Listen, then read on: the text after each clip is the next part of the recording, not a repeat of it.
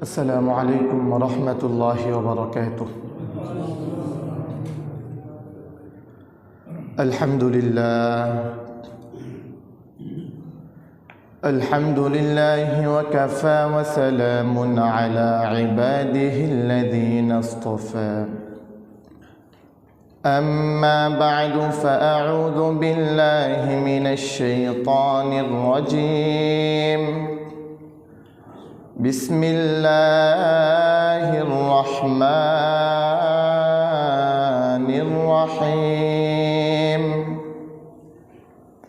سبحان الذي أسرى بعبده ليلا من المسجد الحرام إلى المسجد الأقصى الذي باركنا حوله لنريه من آياتنا إنه هو السميع البصير.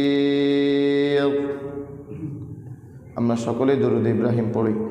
اللهم صل على محمد وعلى آل محمد كما صليت على إبراهيم وعلى آل إبراهيم إنك حميد مجيد.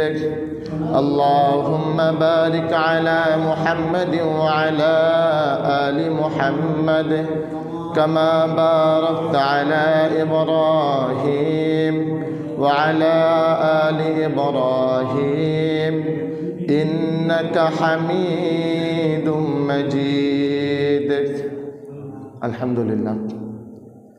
আল্লাহ রব্বুল আলামিনের কাছে লাখো কোটি শুকর ও সুজুদ যে রব্বুল ইজ্জাতুল জালাল আমাদেরকে সাইয়্যিদুল মুরসালিন, ইমামুল মুরসালিন, খাতামুন নবিয়্যিন হযরত মুহাম্মদ মুস্তাফা সাল্লাল্লাহু আলাইহি ওয়াসাল্লামের উম্মত করে পাঠিয়েছেন এবং আমাদেরকে তার ইবাদতের জন্য সৃষ্টি করেছেন আর সমগ্র সৃষ্টিকুলকে আমাদের খেদমতের জন্য নিয়োজিত রেখেছেন।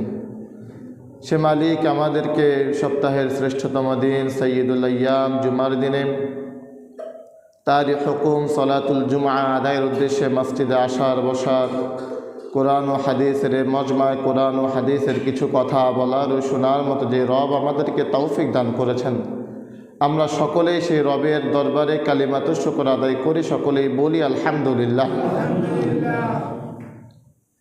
দুরুদ ও রহমত বর্ষিত হোক রহমাতুল লিল আলামিন হযরত মুহাম্মদ মুস্তাফা সাল্লাল্লাহু আলাইহি ওয়াসাল্লামের প্রতি। আল্লাহুম্মা সাল্লি আলাইহি আল্লাহুম্মা বারিক আলাইহি। প্রিয় মসজিদের মুসল্লি ভাইরা, আমি খুবই পরিচিত একটি আয়াত আপনাদের সামনে পাঠ করেছি। কোরআন ও হাদিসের সাথে যাদের ন্যূনতম সম্পর্ক রয়েছে তিনারা বুঝেন যে আয়াতটা শবে মেয়ারাজ সম্পর্কে, রাসূলের ঊর্ধ্বগমন, রাসূলের মেয়ারাজ সম্পর্কে। তো আজকের জুমার এই সংক্ষিপ্ত সময়ে আমরা মেয়ারাজের কিছু দিক এবং মেয়ারাজের কোনো আমল আছে কিনা সে বিষয়ে আমরা আমাদের আজকের এই সংক্ষিপ্ত সময় আলোকপাত করার চেষ্টা করব। আমা তৌফিক ইল্লা বিল্লাহ আলাইহি তাওয়াক্কালতু ওয়া ইলাইহি উনীব। প্রিয় মসজিদের মুসল্লি ভাইরা, এই মেয়ারাজ হয়েছিল কখন? মেয়ারাজ হয়েছে, ঐতিহাসিকদের মধ্যে অনেকগুলো মত আছে যে মেয়ারাজ কবে হয়েছে, মেয়ারাজ নবুয়তের কততম বছরে হয়েছে। তো সকল মতগুলোকে সামনে রাখলে যেটা বোঝা যায় যে মেয়ারাজ হয়েছে হিজরতের আগের বছর, অর্থাৎ নবুয়তের 12তম বছর। আরও অনেক মত আছে, 10, 11। দ্বিতীয় নম্বর, মেয়ারাজ কোন মাসে হয়েছে এই নিয়েও অনেক মতভেদ। কেউ বলেছেন রবিউল আউয়াল মাস, কেউ বলেছেন শাওয়াল মাস, কেউ বলেছেন রমাদান মাস, কেউ বলেছেন রজব মাস। সর্বোপরি প্রসিদ্ধ মত হিসেবে নেওয়া যায় রজব মাসে হয়েছে। এরপর রজব মাসের কত তারিখ? 27 তারিখ। তাহলে মূল সামারি দাঁড়ালো নবুয়তের 12তম বছর রজব মাসের 27 তারিখে রাসূলুল্লাহ সাল্লাল্লাহু আলাইহি ওয়াসাল্লামের মেরাজ সংগঠিত হয়েছে। এখন বিষয় হলো এই মেরাজ রজব মাসের 27 তারিখে হয়েছে না কোন তারিখে হয়েছে না কোন মাসে হয়েছে, এটা সাহাবায়ে আজমাইনের কাছে খুব বেশি গুরুত্বপূর্ণ ছিল না। মেরাজের দিন তারিখটা সাহাবীদের কাছে গুরুত্বপূর্ণ ছিল না, তাদের কাছে গুরুত্বপূর্ণ ছিল মেরাজের শিক্ষা। মেরাজে রাসূল সাল্লাল্লাহু আলাইহি ওয়াসাল্লাম কি নিয়ে এসেছেন, উম্মতকে কি করতে বলেছেন এবং কি ছাড়তে বলেছেন, এটা ছিল মেরাজের মূল শিক্ষা। এজন্যে মেরাজের তারিখ সম্পর্কে সাহাবায়ে আজমাইনের এত মতভেদ দেখা যায়, ঐতিহাসিকদের এত মতভেদ দেখা যায়, কেননা এটা খুব বেশি গুরুত্বপূর্ণ না তারিখটা। এবং 27 রজব মেরাজ পালন করাও গুরুত্বপূর্ণ না, কিন্তু মেরাজের শিক্ষাটা পালন করা গুরুত্বপূর্ণ। তা আজকে আমরা মেরাজের শিক্ষা কি, সে মেরাজ কিভাবে আমরা পালন করতে পারি, এ বিষয়গুলো ইনশাআল্লাহ আমরা বোঝার চেষ্টা করব। প্রিয় ভাইয়েরা, মেরাজের দুইটা অংশ, একটা হলো মসজিদুল হারাম থেকে মসজিদুল আকসা, এটাকে বলা হয় ইসরা। আরেকটা হলো মসজিদুল আকসা থেকে ঊর্ধ্বগমন, আরশ আজিমে গমন, এই দুইটা অংশ। তো মসজিদুল হারাম থেকে মসজিদুল আকসা পর্যন্ত এটা সরাসরি কোরআন দিয়ে প্রমাণিত। আল্লাহ রাব্বুল ইজ্জাত ওয়াল জালাল কোরআনুল কারীমে বলেন, সুবহানাল্লাযী আসরা বিআবদিহি লাইলাম মিনাল মাসজিদিল হারাম ইলাল মাসজিদিল আকসা।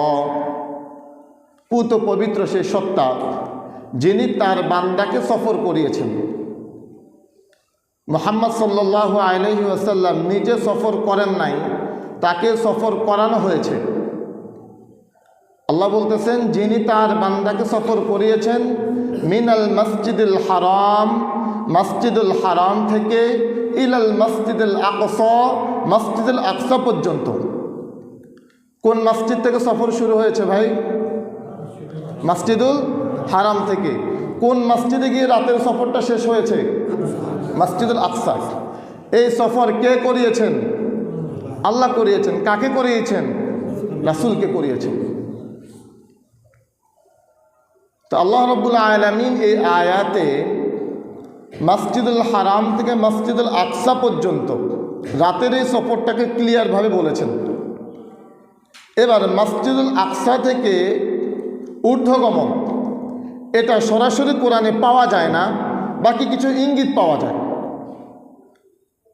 ওয়ালাকাদ রাআহু নাজলাতান উখরা ইনদা সিদরাতিল মুনতাহা ইনদাহা জান্নাতুল মাওয়া ইয ইয়াগশা সিদরাতা মা ইয়াগশা মা যাগাল বাসারু ওয়া মা তাগা লাকাদ রাআ মিন আয়াতি রাব্বিহিল কুবরা। তিনি সেখানে অনেক বড় বড় নিদর্শন দেখেছেন। এই আয়াতগুলো থেকে ঊর্ধ্বগমনের কিছুটা আভাস পাওয়া যায়, কিন্তু সরাসরি না। এজন্যে মুহাদ্দিসিন ইকরাম, ফুকাহে ইকরামের মধ্যে এ বিষয়ে একমত যে কেউ যদি মসজিদুল হারাম থেকে মসজিদুল আকসার মেরাজের এই সফরকে অস্বীকার করে তাহলে সে ঈমান হারা হবে, সে কাফের হয়ে যাবে। আর কেউ যদি মসজিদুল আকসা থেকে ঊর্ধ্বগমনকে অস্বীকার করে তাহলে সে ঈমান হারা হবে না, বিদআতি হবে হিসেবে সাব্যস্ত হবে। মসজিদুল আকসা থেকে ঊর্ধ্বগমনের যে মেরাজ, ওই মেরাজটা সহিহ হাদিস দ্বারা প্রমাণিত। আর মসজিদুল হারাম থেকে মসজিদুল আকসা পর্যন্ত যে ইসরা, এটা সরাসরি কোরআন দিয়ে প্রমাণিত। প্রিয় ভাই, এরপরে মক্কার ওই সময়ের মানুষদের মাঝেও এটা ছিল যে মুহাম্মদের সাল্লাল্লাহু আলাইহি ওয়াসাল্লাম এই সফরটা সশরীরে ছিল না, এটা তার স্বপ্ন ছিল, ঘুমান্ত স্বপ্ন। এবং এটা নিয়ে অনেক মতভেদ। তো আমরা কোরআন থেকে সরাসরি যেটা পাচ্ছি সেটি হলো আল্লাহ রসুল সাল্লাল্লাহু আলাইহি ওয়াসাল্লামের এই সফর, এটা ঘুমের সফর ছিল না, এটা রাসূলের শারীরিক সফর ছিল। কেননা কোরআনে আল্লাহ বলেছেন সুবহানাল্লাযী আসরা বিআবদিহি, আল্লাহ তার বান্দাকে সফর করিয়েছেন। তো বান্দা কাকে বলে? বান্দা হলো যার শরীর এবং রূহের সমন্বয় ঘটে তাকে বান্দা বলে। যদি আল্লাহ ঘুমান্ত মানুষকে সফর করাতেন তাহলে আল্লাহ রাব্বুল আলামিন আয়াত দিতেন বিরূহিল আবদি, বান্দার রূহকে সফর করানো হয়েছে। কিন্তু আল্লাহ রাব্বুল আলামিন বান্দার রূহ বলেন নাই, আল্লাহ সরাসরি বললেন যে বান্দাকে সফর করানো হয়েছে। তো এই আয়াত দ্বারা বোঝা যায় যে মেরাজের সফর রাসূল সাল্লাল্লাহু আলাইহি ওয়াসাল্লামের কোনো স্বপ্নের সফর ছিল না, এটা আল্লাহ রাসূল সাল্লাল্লাহু আলাইহি ওয়াসাল্লামের দৈহিক সফর ছিল।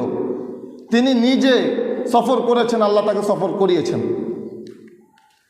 মেরাজের এই সফর, এটা রাসূলুল্লাহ সাল্লাল্লাহু আলাইহি ওয়াসাল্লামের অন্যতম একটি মুআজিজাত। আল্লাহ রাসূল সাল্লাল্লাহু আলাইহি ওয়াসাল্লামের অনেক মুআজিজা আছে, সেই মুআজিজাগুলোর মধ্যে মেরাজ অন্যতম একটি মুআজিজা। সকল নবী রাসূলের মুআজিজা রয়েছে। মক্কার ওই কাফেরারা তারা জানতো যে মসজিদুল হারাম থেকে মসজিদুল আকসা পর্যন্ত এই পথ, এটা এক রাতের পথ না, এটা তখনকার সময় দীর্ঘ 1 মাসের পথ ছিল, যেতে 15 দিন, আসতে 15 দিন। আর মুহাম্মদ সাল্লাল্লাহু আলাইহি সাল্লাম বলতেছেন আমি 1 রাতে সফর করেছি।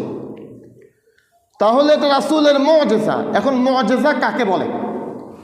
মুআজিজা বলা হয় এমন জিনিসকে যে জিনিস সাধারণত ঘটে না, সাধারণ আকলে ধরে না, বিবেক এই জিনিসকে মানতে পারে না, এটা হলো মুআজিজা। সাধারণত ঘটে না, আকলে ধরে না, মানুষের বুঝে আসে না, এমন ঘটনা যখন কোনো নবী রাসূলের সাথে ঘটে ওই ঘটনাকে বলা হয় মুআজিজা। এমন ঘটনা যদি কোনো ওলিয়া উলিয়ার সাথে ঘটে ওই ঘটনাকে বলা হয় কারামত। এমন ঘটনা যদি কোনো শয়তান দেখায় ওটাকে বলা হয় জাদু। তাহলে যেই জিনিস সাধারণত ঘটে না, মানুষের আকলে ধরে না, মানুষের বুঝে আসে না, সে জিনিস হলো মুআজিজা। তো মেরাজ রাসূলের মুআজিজা, এটা মানুষের আকলে ধরবে না যে 1 রাতেই কিভাবে সম্ভব মসজিদুল হারাম থেকে মসজিদুল আকসা পর্যন্ত সফর করে ফেলা, এটা সাধারণ মানুষের আকলে ধরবে না, এজন্য এটা মুআজিজা। চমৎকার বিষয় কি দেখেন, আল্লাহ রাব্বুল আলামিন মসজিদুল হারাম থেকে মসজিদুল আকসার এই ঘটনাকে যখন বর্ণনা করতেছেন, মালিক বর্ণনার শুরুতে কি বলতেছেন? সুবহানাল্লাযী। দেখেন আমরা যখন কোথাও ঘুরতে যাই তখন আমরা খুব চমৎকার কোনো নিদর্শন দেখলে আমরা বলি সুবহানাল্লাহ, কত চমৎকার। সুন্দর কোনো বাচ্চাকে দেখলে বলি সুবহানাল্লাহ, আল্লাহ কত চমৎকার করে সৃষ্টি করেছেন। আশ্চর্যজনক কিছু দেখলেই আমরা সুবহানাল্লাহ বলি। আর আল্লাহ রাব্বুল আলামিন সুবহান বলে শুরু করে বুঝাচ্ছেন যে সামনে যেটা বলবো এটা খুবই আশ্চর্যের বিষয়, এটা বান্দা তোমাদের দিমাগে ধরবে না। এজন্য আল্লাহ রাব্বুল আলামিন আয়াতে সূচনা করতেছেন সুবহানাল্লাযী আসরা বিআবদিহি লাইলাম মিনাল মাসজিদিল হারাম ইলাল মাসজিদিল আকসা। মেরাজ রাসূলের এমন মুআজিজা যে বান্দা এটা খুবই আশ্চর্যজনক মুআজিজা, এটা তোমাদের সাধারণ দিমাগে ধরবে না, তোমাদের বিজ্ঞান এটা বুঝতে পারবে না যে এটা কীভাবে সম্ভব হয়েছে। তাহলে মেরাজ আল্লাহ রাসূল সাল্লাল্লাহু আলাইহি ওয়াসাল্লামের অন্যতম একটি মুআজিজা। প্রিয় ভাইরা, এই মুআজিজার মধ্যে, এই মেরাজের মধ্যে আমরা আলহামদুলিল্লাহ যে কয়জন ভাই আছি ইনারাই যদি এখন থেকে মনোযোগ দিয়ে শুনি, আমি চেষ্টা করব ইনশাআল্লাহ মেরাজ সম্পর্কে আমাদের অনেক জানাশোনা আছে। আমি আজ মেরাজের ওই কথাগুলোই ভিন্ন অ্যাঙ্গেল থেকে বোঝানোর চেষ্টা করব, ভিন্ন আরও কয়েকটি দিক ধরানোর চেষ্টা করব, যে মেরাজের আরও কিছু দিক আছে যে ঘটনাটা আমরা জানি এই ঘটনায়, কিন্তু এই ঘটনা আরেকটা দিকও খুব চমৎকার, আরও অনেক দিক আছে। সেই দিকগুলোর কিছু পয়েন্ট আমি ধরানোর চেষ্টা করি। আল্লাহ রসুল সাল্লাল্লাহু আলাইহি ওয়াসাল্লামকে আল্লাহ রাব্বুল আলামিন সমগ্র নবী রাসূলের উপরে শ্রেষ্ঠত্ব দান করেছেন। সেটা কিভাবে দান করেছেন? প্রত্যেক নবী রাসূল তাদের জামানায় তারা সবচেয়ে শ্রেষ্ঠ ছিলেন। ইব্রাহিম আলাইহিস সালাতু ওয়াস সালামের জামানায় যত মানুষ ছিল, প্রত্যেক মানুষের মধ্যে সবচেয়ে শ্রেষ্ঠ যিনি ছিলেন তিনি হলেন ইব্রাহিম আলাইহিস সালাতু ওয়াস সালাম। তাহলে আপনারা বুঝে থাকলে বলেন, নূহ আলাইহিস সালাতু ওয়াস সালামের জামানায় যত মানুষ ছিল, প্রত্যেক মানুষের মধ্যে সবচেয়ে শ্রেষ্ঠ যিনি ছিলেন তিনি কে ছিলেন? মাশাআল্লাহ। তাহলে মূসা আলাইহিস সালাতু ওয়াস সালামের জামানায় যত মানুষ ছিলেন, সবচেয়ে শ্রেষ্ঠ মানুষ যিনি ছিলেন তিনি কে ছিলেন? মূসা আলাইহিস সালাতু ওয়াস সালাম। তার মানে প্রত্যেক নবী রাসূলের জামানায় প্রত্যেক নবী রাসূল শ্রেষ্ঠ ছিলেন। এখন আমাদের দাবি যে আমাদের রাসূল এই প্রত্যেক নবী রাসূলের চাইতেও শ্রেষ্ঠ, আমাদের রাসূল প্রত্যেক নবী রাসূলের চাইতেও দামি। তো আমাদের এ কথার প্রমাণ কি? এ কথার প্রমাণ হলো মেরাজে। আল্লাহ রাসূল সাল্লাল্লাহু আলাইহি ওয়াসাল্লাম তিনি যখন মসজিদুল হারাম থেকে মসজিদুল আকসায় গেলেন, তখন আমাদের রাসূল প্রত্যেক নবী রাসূলের ইমামতি করেছিলেন। প্রত্যেক শ্রেষ্ঠ নবী রাসূলদের ইমামতির মাধ্যমে আমাদের রাসূল ইমামুল মুরসালিন হয়েছেন, শ্রেষ্ঠ রাসূল হয়েছেন। তাহলে আমাদের রাসূলের শ্রেষ্ঠত্ব কেন? কারণ আমাদের রাসূল সকল যুগের সকল শ্রেষ্ঠ রাসূলের ইমামতির মাধ্যমে আমাদের রাসূল ইমামুল মুরসালিন, শ্রেষ্ঠ ইমাম, শ্রেষ্ঠ রাসূল হয়েছেন। এবার উম্মত হিসেবে আমরা কি পেলাম? অন্যান্য নবীদের উম্মতের চাইতে আমাদের দাম বেশি কেন? বেশি এজন্যই কারণ আমরা শ্রেষ্ঠ রাসূলের উম্মত। আমাদের রাসূল যেমনিভাবে সকল রাসূলের উপরে শ্রেষ্ঠ, তেমনিভাবে এই রাসূলের উম্মত অন্য সকল নবী রাসূলের উম্মতের উপরে শ্রেষ্ঠ, কারণ আমাদের রাসূল শ্রেষ্ঠ। সুবহানাল্লাহ। সেই শ্রেষ্ঠ রাসূলের উম্মত আমরা, সেই শ্রেষ্ঠ নবীর উম্মত আমরা। যেই নবীর পিছনে নামাজ পড়েছেন, যেই রাসূলের পিছনে নামাজ পড়েছেন প্রত্যেক যুগের শ্রেষ্ঠ নবী রাসূলরা, আর আমরা সেই রাসূলের উম্মত, অথচ সেই রাসূলকে ভালোবাসি বলি, কিন্তু আমাদের কর্মে সে রাসূলের ভালোবাসা নাই। এখন কথাগুলো বললে অনেক ভাইয়ের কলিজায় লাগবে। মাঝে মাঝে আমাদের দিল তো চায় যে ভাই কলিজায় কেন, আপনার হাড্ডিতে পর্যন্ত লাগুক কথাগুলো, তাও যদি পরিবর্তন হয়। সে রাসূলের সুন্নাহ, মাথার চুলগুলো 100 মান থাকবে, তবে আপনার চুলের কাটিং কেন? রাসূলের সুন্নাত, শ্রেষ্ঠ রাসূলের সুন্নাত, মাথার চুল 100 মান পুরুষ, তো আপনার চুলের কাটিং কেন? সে রাসূলের সুন্নাত, পুরুষের প্যান্টগুলো টাকনোর উপরে থাকবে, তা আপনার প্যান্টগুলো টাকনোর নিচে কেন? সে রাসূলের সুন্নাত, পুরুষের মুখে দাড়ি থাকবে, তা আপনি শেভ করেন কেন? কাকে খুশি করতে ভাই? আপনার এই শেভ, এই যে আপনি দাড়িগুলোকে পরিষ্কার করে ফেলেন, ছাঁটাই করে ফেলেন, আপনি বলেন ভাই আপনি কাকে খুশি করতে, কার সন্তুষ্টির জন্য দাড়িগুলোকে ছাঁটাই করেন? আপনি যে কর্মটা করেন, এই যে আপনি সিগারেটটা খান, আপনি ভাইয়া বলেন কাকে খুশি করার জন্য সিগারেটটা খান? বলেন কাকে খুশি? আপনার এই কর্মে কে খুশি হয় বলেন ভাইয়া? তা আপনি কারে খুশি করেন? অথচ আপনি শ্রেষ্ঠ রাসূলের শ্রেষ্ঠ উম্মত। প্রিয় ভাই, তো রাসূল সাল্লাল্লাহু আলাইহি ওয়াসাল্লাম মসজিদুল আকসাতে সকল নবী রাসূলের ইমামতি করে তিনি শ্রেষ্ঠ হলেন। এখন এই মসজিদুল আকসাতেই কেন হলো? সেটা তো মসজিদে হারামে হতে পারতো, একটু পানি, সেটা তো মসজিদে হারামে হতে পারতো ইমামতি, মসজিদে আকসাতেই কেন? মসজিদে আকসাতেই কেন হতে হলো? কারণ আল্লাহ রাব্বুল আলামিন বলেছেন বারাকনা হাওলাহ, এই মসজিদুল হারামের চতুর্পাশে আল্লাহ রাব্বুল আলামিন অসংখ্য বরকত দিয়ে রেখেছেন।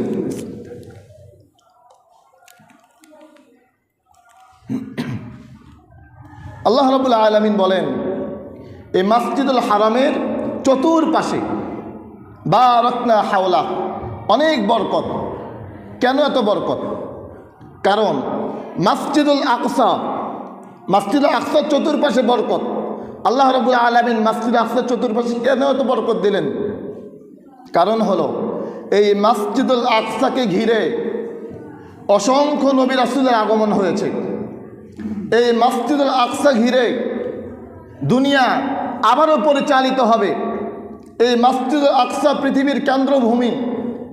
এই মসজিদুল আকসা থেকে আগামীর পৃথিবী আবারও শাসন হবে।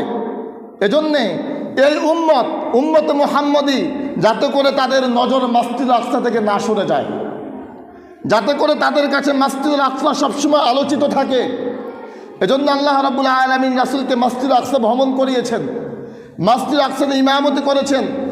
মসজিদুল আকসাতে ইমামতের মাধ্যমে আমাদের রাসূল শ্রেষ্ঠ রাসূল হয়েছেন, ইমামুল মুরসালিন হয়েছেন। এটা এজন্য শিক্ষা যে এই উম্মত মসজিদুল আকসার দিকে তাদের নজর থাকবে, মসজিদুল আকসা এই উম্মতের নেতৃত্বে থাকবে, এই উম্মত মসজিদুল আকসার অধীনে থাকবে। মসজিদুল আকসাকে এই উম্মত কখনো ইহুদিদের হাতে তুলে দিতে পারে না। আজ আমরা তো বাংলাদেশে, তো আমাদের চেষ্টা করা উচিত আমরা আমাদের জায়গা থেকে মনে প্রাণে এই ভালোবাসা, এই তামান্না থাকা উচিত যে মসজিদুল আকসাতে যদি যাওয়ার সুযোগ হয়, মসজিদুল আকসাকে রক্ষা করার জন্য লড়াই করার সুযোগ হয়, তাহলে ওই মসজিদুল আকসাকে রক্ষা করার জন্যে আমি আমার জীবনকে বাজি রেখে লড়াই করব। আমার জীবন চলে গেলে চলে যাবে, কিন্তু মসজিদুল আকসাকে আমার জীবন থাকতে আমি ইহুদিদের হাতে মসজিদুল আকসাকে তুলে দিতে পারি না। প্রিয় ভাই, এজন্যে আল্লাহ রাব্বুল আলামিন মসজিদুল আকসাকে রাসূলকে ভ্রমণ করিয়েছেন। আমাদের রাসূলের মুআজিজা মেরাজ, এই পয়েন্ট থেকে যাচ্ছিলাম ওদিকে। প্রত্যেক নবী রাসূলকে তাদের রিসালাত প্রমাণের জন্যে আল্লাহ রাব্বুল আলামিন মুআজিজা সংগঠিত করেন। চমৎকার বিষয় কি দেখেন, মসজিদুল আকসাতে ইমামতি করার মাধ্যমে আমাদের রাসূল সমগ্র রাসূলের উপরে শ্রেষ্ঠত্ব পাইছে কি পায় নাই? পেয়েছেন। আমাদের রাসূলের অন্যতম আরেকটা শ্রেষ্ঠত্ব, আল্লাহ রাব্বুল আলামিন এই পৃথিবীতে যত নবী রাসূল পাঠিয়েছেন, প্রত্যেক নবী রাসূলকে যতগুলো মুআজিজা দিয়েছেন, আমাদের রাসূলকে একা ততগুলো মুআজিজা দান করেছেন। সুবহানাল্লাহ। শুধু মুআজিজা দান করেছেন তাই নয়, ওই নবী রাসূলদেরকে যে মুআজিজা দান করেছেন, আমাদের রাসূলকে এর চাইতে বেশি মুআজিজা দান করেছেন। একই মুআজিজা ওই রাসূলকে যা দান করেছেন, ওই মুআজিজাটাই আমাদের রাসূলকে এর চাইতে বেশি দান করেছেন। সেটা কিভাবে দেখেন, এই পৃথিবীতে একজন রাসূল ছিলেন যিনি আল্লাহ রাব্বুল আলামিনের সাথে কথা বলতেন দুনিয়ায় থেকে। সে রাসূলের নাম কি ভাই? মুসা আলাইহিস সালাতু ওয়াস সালাম, যাকে বলা হয় মুসা কালিমুল্লাহ। তো যার সাথে কথা হয় তাকে তো দেখতে মন চায়, মালিকের সাথে কথা হয় মালিককে তো দেখতে মন চায়। তখন মুসা আলাইহিস সালাতু ওয়াস সালাম একদিন বললেন যে আল্লাহ, আমি আপনারা একটু দেখতে চাই। কোরআনের স্পষ্ট আয়াত। আল্লাহ বললেন ফানজুর মাযা তারাক, বললেন যে না মুসা, তুমি তো আমরা দেখতে পাবা না। যখন আল্লাহ বললেন যে মুসা তুমি আমরা দেখতে পাবা না, তো মুসা আলাইহিস সালামের আকুতি, মনের তামান্না যে আল্লাহ আমি একটু দেখতে চাই। তো আল্লাহ বললেন দেখতে যদি চাও তাহলে তুমি পাহাড়ের দিকে তাকাও, উনজুর ইলাল জাবাল, পাহাড়ের দিকে তাকাও, তুমি উপরে তাকাইও না, তুমি পাহাড়ে তাকাবা। পাহাড়ে তাকানোর পর আল্লাহ নূরের তাজাল্লি পাহাড়ে পড়েছে, পাহাড় ধসে গেছে, আর মুসা আলাইহিস সালাতু ওয়াস সালাম জ্ঞান হারিয়ে বেহুশ হয়ে গেলেন। এটা কোরআন দ্বারা প্রমাণিত। এখন মুসা আলাইহিস সালাতু ওয়াস সালাম আল্লাহর সাথে কথা বলেছেন আসমানে গিয়ে না দুনিয়ায় থেকে? ভাই, দুনিয়া থেকে। আমাদের রাসূল সাল্লাল্লাহু আলাইহি সাল্লাতু ওয়াস সালাম আল্লাহর সাথে কথা বলেছেন আসমানে গিয়ে না দুনিয়ায় থেকে? আসমানে গিয়ে। তো আমি যে পয়েন্টটা বলতে চাচ্ছিলাম যে আল্লাহ রাব্বুল আলামিন প্রত্যেক নবী রাসূলকে যে মুআজিজা দান করেছেন, একা আমাদের রাসূলকে সকল মুআজিজা তো দিয়েছেন, এবং ওই রাসূলের মুআজিজাগুলো যতটুকু দিয়েছেন আমাদের রাসূলকে এর চাইতে বেশি বাড়িয়ে দিয়েছেন। মুসা আলাইহিস সালাতু ওয়াস সালামের সাথে আল্লাহ রাব্বুল আলামিন কথা বলেছেন, সেই কথা ছিল দুনিয়ায়। ওই একই মুজিজা আমাদের রাসূলকে দিয়েছেন এবং ওই মুজিজাকে সম্পন্ন করার জন্যে, ওই মুজিজাকে বাড়িয়ে দেওয়ার জন্যে, ওই মুজিজাকে বরকতময় করার জন্যে আল্লাহ রাব্বুল আলামিন তার হাবিবকে আরশে আজিমে নিয়ে গিয়েছেন। প্রিয় ভাই, এখন এখানে একটা বিষয় ক্লিয়ার হই। সাহাবায়ে আজমাইনদের জামানা থেকেই এই বিষয়টা বিরোধপূর্ণ না, দ্বিমতপূর্ণ। শব্দটা বুঝেন, বিরোধপূর্ণ না, দ্বিমতপূর্ণ। যা আল্লাহ রাসূল সাল্লাল্লাহু আলাইহি সাল্লাম আরশে আজিমে গিয়ে আল্লাহ রাব্বুল আলামিনকে দেখেছেন, একদল সাহাবীর মত। আরেকদল সাহাবীর মত, সাহাবী যে আল্লাহ রাসূল সাল্লাল্লাহু আলাইহি সাল্লাম মেরাজে গিয়ে আল্লাহকে দেখেন নাই। দুটা মতই সত্য। একদল যে রাসূল আল্লাহ রাব্বুল আলামিনকে দেখেছেন, আরেক দল রাসূল আল্লাহ রাব্বুল আলামিনকে দেখেন নাই। যারা বলেন যে দেখেন নাই, ওনারা স্পষ্ট আয়াত দিয়েছেন, লা তুদরিকুহুল আবসার ওয়া হুয়া ইউদরিকুল আবসার ওয়া হুয়াল লাতীফুল খবীর। কোনো চক্ষু, দুনিয়ার কোনো চক্ষু আল্লাহকে দেখতে পারে না। ওয়া হুয়া ইউদরিকুল আবসার, কিন্তু আল্লাহ সকল মানুষকে দেখতে পান। ওনারা এই দলিল দিলেন। এখন যারা বলেন যে আল্লাহকে দেখেছেন, ওনাদের কথা ঠিক। ওনারা বলেন যে আল্লাহ রাসূল সাল্লাল্লাহু আলাইহি সাল্লাম আল্লাহকে দেখেছেন, তবে চর্মচক্ষুতে দেখেন নাই, হৃদয়ের চোখে দেখেছেন। ওয়ালাকাদ রাআহু নাজলাতান উখরা, কোরআনে স্পষ্ট আছে আয়াত যে মা কাযাবাল ফুআদু মা রাআ। ফুআদ দেখে। ফুআদ কাকে বলে? হৃদয়কে ফুআদ বলে। ফুআদু মা রাআ, ফুআদ দেখে। এই ফুআদ দিয়ে রাসূল সাল্লাল্লাহু আলাইহি সাল্লাম আল্লাহকে দেখেছেন। এটাকে বোঝার জন্য আরেকটু যদি বলি যে আল্লাহ রাব্বুল আলামিনকে দেখা সম্ভব, আল্লাহ রাব্বুল আলামিনকে দেখা যায়। এই কথা মনোযোগ দিয়ে না বুঝতে ভুল বুঝবেন। আল্লাহকে কি করা যায় বললাম ভাই? দেখা যায়। আল্লাহ রাব্বুল আলামিনকে দেখা সম্ভব। সেটা কিভাবে? এই ফুয়াদ দিয়ে, চর্মচক্ষু দিয়ে কতটুকু দেখা যায়? চর্মচক্ষু দিয়ে আকাশের দিকে তাকালে মেঘ পর্যন্ত দেখা যায়, কিন্তু অন্তরচক্ষু যার খোলা আছে, অন্তরচক্ষু যার আবরণ মুক্ত, অন্তরচক্ষুতে যার তাকওয়া আছে, অন্তরচক্ষুতে যার কোরআনের নূর আছে, ওই ব্যক্তি অন্তরচক্ষু দিয়ে আসমানের উপরেও দেখতে পায়। মা কাযাবাল ফুআদু মা রাআ। দেখেন, ফুয়াদ দিয়ে দেখা যায়। আল্লাহ রাসূল সাল্লাল্লাহু আলাইহি সাল্লাম বলছেন, উম্মত এমনিভাবে ইবাদত করো, আনতা আবুদাল্লাহ, এমনভাবে ইবাদত করো কাআন্নাকা তারাহ, যেন তুমি আল্লাহকে দেখো। এমনিভাবে ইবাদত করো যেন তুমি কাকে দেখো? আল্লাহকে দেখো। ইবাদত করতে করতে, কোরআন পড়তে পড়তে অন্তরটা এতটা আলোকিত হয়, অন্তরটা এতটা নূরপূর্ণ হয়, তখন ইবাদতে দাঁড়ালে, নামাজে দাঁড়ালে, কোরআন পড়লে ওই কোরআনওয়ালা তার অন্তরে চক্ষু দিয়ে আল্লাহকে দেখতে পায়। ওই কোরআনওয়ালা যখন গাছ দেখে, তখন সে আল্লাহকে দেখে যে এই গাছ আমার মালিক বানিয়েছেন। গাছ কেন ভাই? ওই কোরআনওয়ালা যখন তার হাতে তাকায়, তখন সে তার মালিককে দেখতে পায় যে আমার মালিক আমার হাতের করগুলো বানিয়েছেন, আমার মালিক আমার হাতের এই আঙ্গুলগুলোকে পৃথক করে দিয়েছেন, আমার মালিক আমার এই চোখগুলোকে বানিয়েছেন। আল্লাহকে দেখতে হলে অন্তরে নূর থাকতে হয়। আর আল্লাহকে যে দেখা যায়, সেটা রাসূল বলেছেন যে এমনইভাবে ইবাদত করো যেন তুমি তোমার মালিককে দেখো।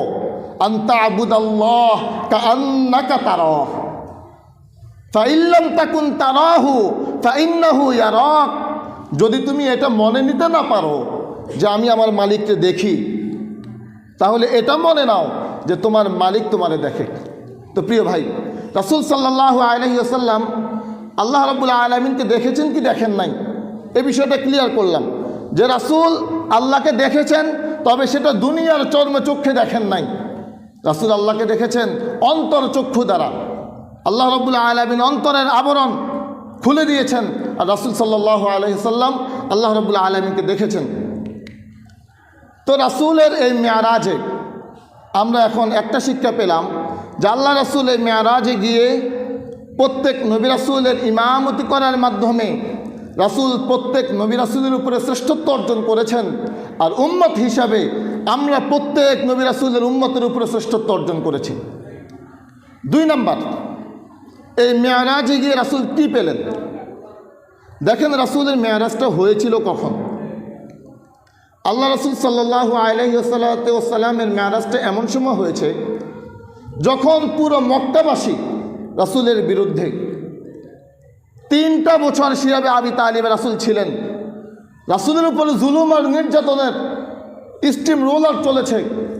আল্লাহ রাসূল মক্কায় থাকা তার জন্য সহ্য হচ্ছিল না, মক্কায় থাকার মতো আর পরিবেশ ছিল না। ঘরে রাসূলুল্লাহ সাল্লাল্লাহু আলাইহি ওয়াসাল্লামের স্ত্রী খাদিজা রাদিয়াল্লাহু তাআলা আনহা মৃত্যুবরণ করলেন। বাহিরে যিনি নিরাপত্তা দিতেন চাচা আবু তালেব, তিনি মৃত্যুবরণ করলেন। মক্কার পরিবেশ রাসূলের জন্য ভারী হয়ে উঠেছে এবং আকাবার শপথ হয়েছে, মদিনায় দ্বীনের কাজ শুরু হয়েছে। রাসূল সাল্লাল্লাহু আলাইহি ওয়াসাল্লাম মদিনায় চলে যাবেন। মক্কায় যখন রাসূল আছেন, এখন রাসূল মক্কার জনগণ, মক্কার রাষ্ট্রপ্রধান না, কিন্তু রাসূল যখন মদিনায় যাবেন তখন রাসূল মদিনার জনগণ হিসাবে না, মদিনার রাষ্ট্রপ্রধান হিসাবে যাবেন। আমি বুঝাতে চাচ্ছি রাসূলের মেয়ারাজটা হয়েছিল কোন সময়টাতে। দেখেন রাসূল এখন মক্কায়, মক্কায় রাসূল মক্কার রাষ্ট্রনায়ক না মক্কার জনগণ? জনগণ। কিন্তু রাসূল যখন মদিনায় যাবেন, মদিনার জনগণ থাকবেন না রাষ্ট্রনায়ক হবেন? এখন রাষ্ট্র পরিচালনার জন্যে প্রশিক্ষণের দরকার আছে না নাই? রাষ্ট্র পরিচালনার জন্যে কিছু নিয়ম নীতি তো জানা দরকার। এখন এই রাসূল এই নিয়ম নীতি শিখবেন কার কাছে? ওই রাষ্ট্র পরিচালনা শেখানোর জন্যে আল্লাহ রাব্বুল আলামিন রাসূলকে মেয়ারাজ করিয়েছেন। এবং ওই মেয়ারাজের মধ্যে বনি ইসরাইল সূরাতে আল্লাহ রাব্বুল আলামিন রাষ্ট্র পরিচালনার 14টা নীতিমালা দিয়েছেন, যে এই 14টা নীতিমালাকে সামনে রেখে আপনি রাষ্ট্র পরিচালনা করবেন। তাহলে ইসলামী রাষ্ট্র পরিচালনা রাসূল যে করেছেন, এই রাষ্ট্র পরিচালনা যিনি শিখিয়েছেন তিনি কে ভাই? আল্লাহ। প্রিয় মুসলমান ভাইয়েরা, আজ আমরা যে রাষ্ট্র পরিচালনায় আছি, এই গণতান্ত্রিক রাষ্ট্র পরিচালনা, এটা কুফরি মতবাদ। আমার এই কথা আপনাদের কষ্ট লাগবে কিনা আমি জানি না। গণতান্ত্রিক এই মতবাদ, যেই পন্থায় আমাদের রাষ্ট্র এখন পরিচালিত হচ্ছে, এটা কুফরি মতবাদ। কুফরি কি? যদি কবিরা গুনাহ হয়, কবিরা গুনাহ তাওবা করলে আল্লাহ মাফ করে দেন। কিন্তু কুফরি মতবাদ এটা এমন যে এটা তাওবা করলে মাফ হবে না, এটাকে ঈমান নবায়ন করতে হবে। এটা তো এতটা ভয়ঙ্কর গণতান্ত্রিক মতবাদ। কেন কুফরি? কারণ গণতান্ত্রিক মতবাদ বলা হয় যে সকল ক্ষমতার উৎস জনগণ। গণতান্ত্রিক মতবাদে সকল ক্ষমতার উৎসকে ভাই জনগণ, কিন্তু সকল ক্ষমতার মালিক যিনি তিনি কে? আল্লাহ। তো আল্লাহর সাথে সাংঘর্ষিক যে জিনিস, ও জিনিস কুফরি। আজ আমরা যে মুসলমান ভাই, আপনি ভাই আমার এই পয়েন্টে যদি আমার সাথে বিরোধিতা করতে হয়, তা আলোচনার পর আপনি আমাকে বুঝিয়ে দিয়েন যে না, এই গণতান্ত্রিক মতবাদটা এটা কুফরি না।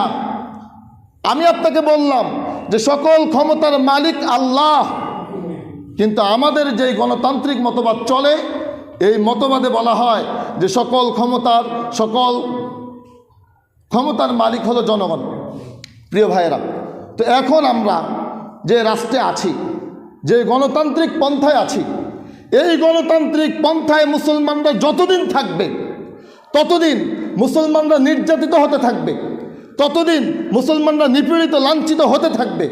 মুসলমানদের মুক্তির পথ, মুসলমানদের নাজাতের পথ, মুসলমানদের শান্তির পথ আল্লাহ রাসূল সাল্লাল্লাহু আলাইহি ওয়াসাল্লাম মেরাজে গিয়ে আল্লাহ রাব্বুল আলামিনের পক্ষ থেকে রাষ্ট্র পরিচালনার যে নীতি শিখে এসেছেন, এই নীতির মধ্যে যদি মুসলমানরা তাদের রাষ্ট্র পরিচালনা করতে পারে, তাহলে মুসলমানদের মুক্তি, শান্তি আর নাজাত মিলবে। প্রিয় ভাই, এখন আমাদেরকে যদি শান্তিতে ফিরে যেতে হয়, আমাদেরকে যদি মুক্তি পেতে হয়, তাহলে রাসূল যে কোরআনের পন্থায় রাষ্ট্র পরিচালনা করেছেন, ওই কোরআনের পন্থা আমাদেরকে যেতে হবে। এই গণতান্ত্রিক ওয়েতে আমাদের এই দেশে নির্বাচন হবে। যেহেতু আমি বলছি এটা গণতান্ত্রিক কুফরি মতবাদ, এই ঘর আমরা এখন যেখানে আছি, এই ঘরটা কার ঘর ভাই? আল্লাহর ঘর।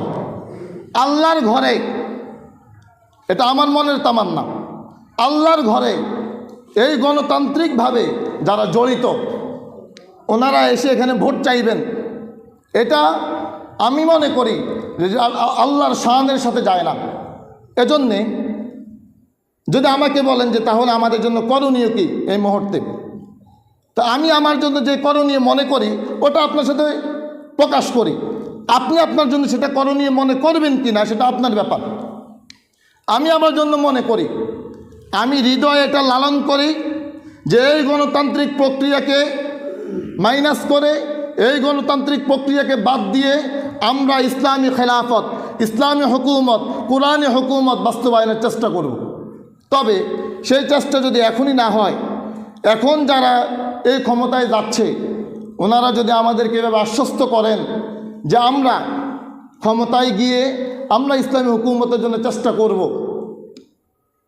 কিন্তু আমি এটাও বিশ্বাস করি এই গণতান্ত্রিক ওয়েতে ক্ষমতায় গিয়ে ইসলামের বড় কোনো উপকার হবে না। কিছু উপকার হতে পারে, বড় ধরনের কোনো উপকার হবে না।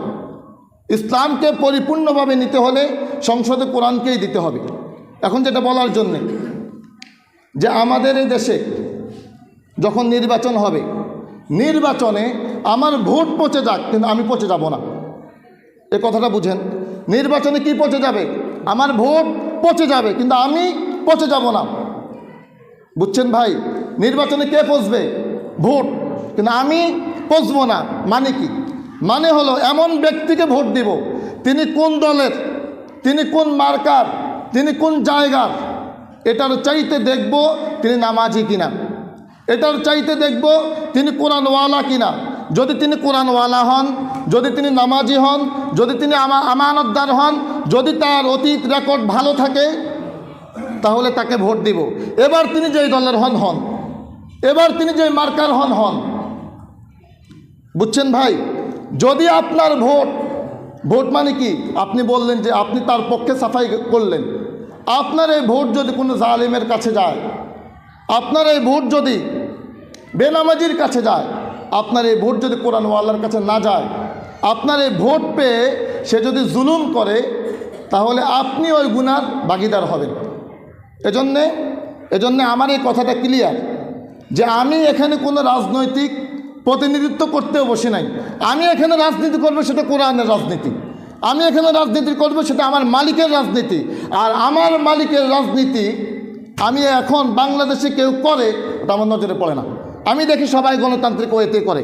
এখন এই গণতান্ত্রিক ওয়েতে যেহেতু আছে, এই ওয়েতে থেকে যারা ভালো, যারা নামাজি, যারা কোরআনওয়ালা, আমরা তাদেরকে বাছাই করার চেষ্টা করব। তো আমি আমার জন্য যেটা বাছাই করলাম যে আমার ভোট পচে যাবে, পচে যাক, কিন্তু আমি পচে যাব না। আমার ভোট কখনো আমি কোনো বিধর্মীকে দিব না, আমার ভোট আমি বেনামাজিকে দিব না, আমার ভোট আমি কোনো কোরআনহীন মানুষকে দিব না। তা আপনারা যদি মনে করেন যে না এ পয়েন্টে এক হওয়া যায়, আমরা আমাদের ভোটটা কোরআনওয়ালাকে দেব, আমরা আমাদের ভোটটা নামাজওয়ালাকে দেব। এখন যারা মসজিদে এসে ভোট চাইতে আসবেন, তো আমার পরামর্শ ভাই, আপনি আমার মসজিদে এসে ভোট চাওয়ার প্রয়োজন নেই। আমাদের মসজিদ থেকে আমাদের স্পষ্ট বার্তা আছে, আপনি যদি ভালো মানুষ হন, আপনি যদি কোরআনওয়ালা হন, আপনি যদি নামাজি হন, মানুষ যাতে আপনাকে ভোট দেয় এটা আমি বলে দিয়েছি। আপনি নতুন করে ভোট চাওয়ার প্রয়োজন নেই। আর আপনি যদি চাইতেই হয় তো আপনি মসজিদের বাহিরে আপনি চান, আপনি বলেন। এখন কোনো ভাই যেহেতু নির্বাচন কাছাকাছি, কেউ এসে আমাকে এই রিকোয়েস্ট করিয়েন না যে হুজুর অমুক নেতা এসেছেন, উনি একটু 1 মিনিট কথা বলবেন। এই রিকোয়েস্ট যখন করবেন তখন আমি যদি বলি না ভাই এটা সম্ভব না, তখন আপনার মনে কষ্ট যাবে। এজন্যে আমার মনে হয় যে আমার এই কথাটা ক্লিয়ার থাকা উচিত যে এখানে আমরা কোনো রাজনৈতিক দলের কোনো ব্যক্তি এসে মসজিদের ভিতরে ভোট চাইব না। মানে ভোট চাওয়ার জন্য যে ফর্মুলা যে আমি অমুক ব্যক্তি, আমি আপনাদের জনপ্রতিনিধি, আমি কিছু করতে চাই, আপনারা আমাদের একটু খেয়াল রাখিয়ে দোয়া করিয়েন না ভাই, আপনি এটা এখানে বলিয়েন না। আমি আপনার সম্পর্কে বলে দিয়েছি যে আপনি যদি নামাজি হন, আপনি যদি কোরআনওয়ালা হন, আপনি যদি আমানতদার হন, আপনি যদি মুত্তাকি হন, এই মানুষগুলো যাতে আপনাকে ভোট দেয় এটা আমি বলে দিয়েছি। বলেছি না ভাই? তাহলে ভোট দেব কাকে?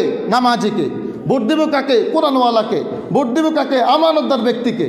এটা আমি বলে দিয়েছি। এবার আপনি যদি ভাই নামাজি হন তা আলহামদুলিল্লাহ, আমি বলছি যাতে আপনারা ভোট দেয়। আমি এটাও ক্লিয়ার করেছি যে কোনো দল দেখার দরকার নাই, কোনো মার্কে দেখার দরকার নাই। আপনি ভালো মানুষকে ভোট দেন, সৎ মানুষকে ভোট দেন।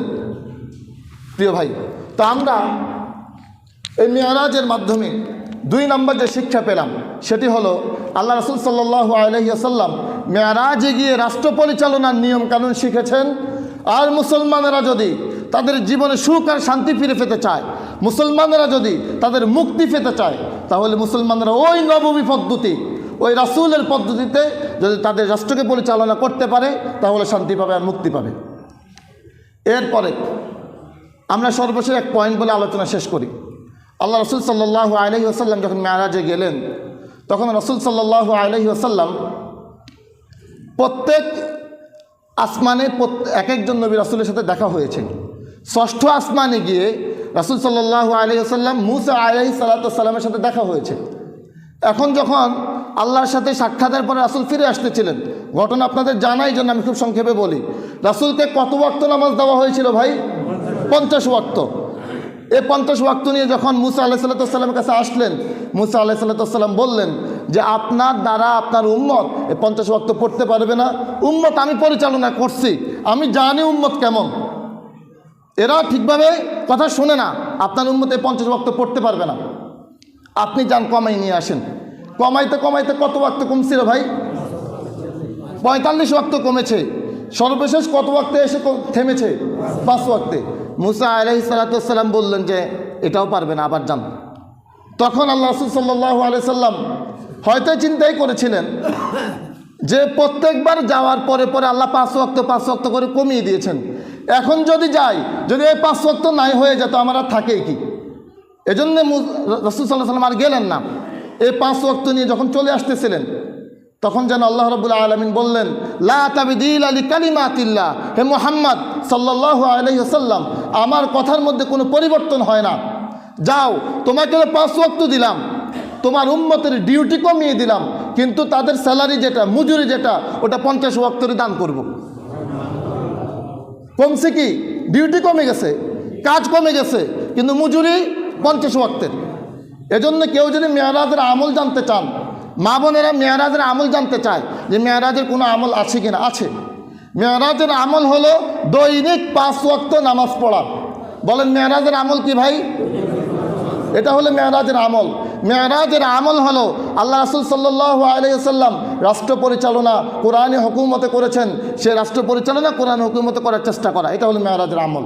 মেরাজের আমল হলো রাসূল সাল্লাল্লাহু আলাইহি ওয়াসাল্লাম যে মসজিদুল আকসাতে গেলেন, ওই মসজিদুল আকসাকে মুসলমানদের কাছে, মুসলমানদের নেতৃত্বে রাখার চেষ্টা করে, এটা হলো মেরাজের আমল। তো মেরাজের আর অন্য কোনো বিশেষ আমল নাই। মেরাজের রাতের বিশেষ কোনো নামাজ নাই যা আপনি 2 রাকাত নামাজ পড়বেন অমুক অমুক সূরা দিয়ে এতবার, এমন কোনো দলিল কোরআন হাদিসে নাই। মেরাজের আমল হলো দৈনিক কত ওয়াক্ত নামাজ পড়া? 5 ওয়াক্ত। এটা হলো মেরাজের আমল। যে ব্যক্তি দৈনিক 5 ওয়াক্ত পড়বে তিনি মেরাজের আমল করলেন। এজন্যে আমরা যারা মেরাজের আমল করতে চাই, আমরা প্রত্যেকেই দৈনিক 5 ওয়াক্ত নামাজ পড়ার চেষ্টা করব। আল্লাহ রাব্বুল আলামিন আমাদেরকে এই কথাগুলোর উপর আমল করার তৌফিক দান করুন। ওয়া আখিরু দাওয়ানা আলহামদুলিল্লাহি রাব্বিল আলামিন।